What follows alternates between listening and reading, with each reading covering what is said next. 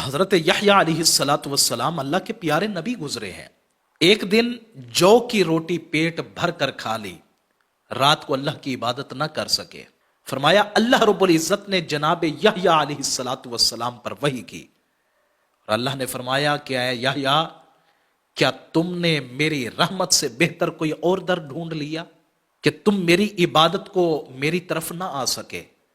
آج آپ اور میں دیکھیں کہ ہم کتنے سجدے قضا کر دیتے ہیں، کتنی نمازیں ہم چھوڑ دیتے ہیں، اللہ کے فرائض میں تاخیر کر دیتے ہیں، اللہ کی ذات سے، اللہ کی یاد سے غافل ہو جاتے ہیں۔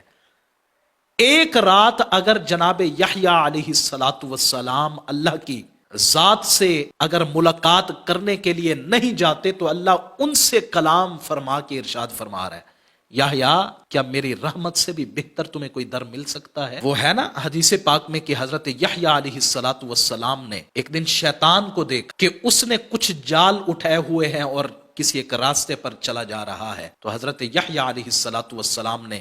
اس لعین سے پوچھا کہ یہ کیا ہے؟ تو شیطان نے کہا حرص اور طمع کے جال ہیں، یہ شہوت کے جال ہیں، میں یہ ہر انسان پر پھینکتا ہوں۔ حضرت یحییٰ علیہ السلام نے اللہ کے نبی نے پوچھا کہ میرے لیے بھی ان میں سے کوئی جال ہے؟ وہ شیطان کہنے لگا نہیں، آپ تو اللہ کے نبی ہیں، آپ کے لیے کوئی جال نہیں، ہاں البتہ ایک رات آپ نے پیٹ بھر کے کھانا کھا لیا تھا جس سے آپ کو نماز پڑھنے میں اور اللہ کی عبادت میں سستی محسوس ہوئی، اور وہ رات میری جشن کی رات تھی۔ اس وقت جناب یحییٰ علیہ الصلاۃ والسلام نے اللہ کی بارگاہ میں آنسو بہائے اور اللہ کی بارگاہ میں فریاد کی، مولا میری اس غفلت کو اپنی رحمت کاملہ کا صدقہ معاف کر دے، اور آئندہ میں کبھی پیٹ بھر کے کھانا نہیں کھاؤں گا بلکہ ساری رات تیری عبادت کیا کروں گا۔ تو اللہ رب العزت نے جناب یحییٰ علیہ الصلاۃ والسلام سے فرمایا، اے یحییٰ کیا تم نے میری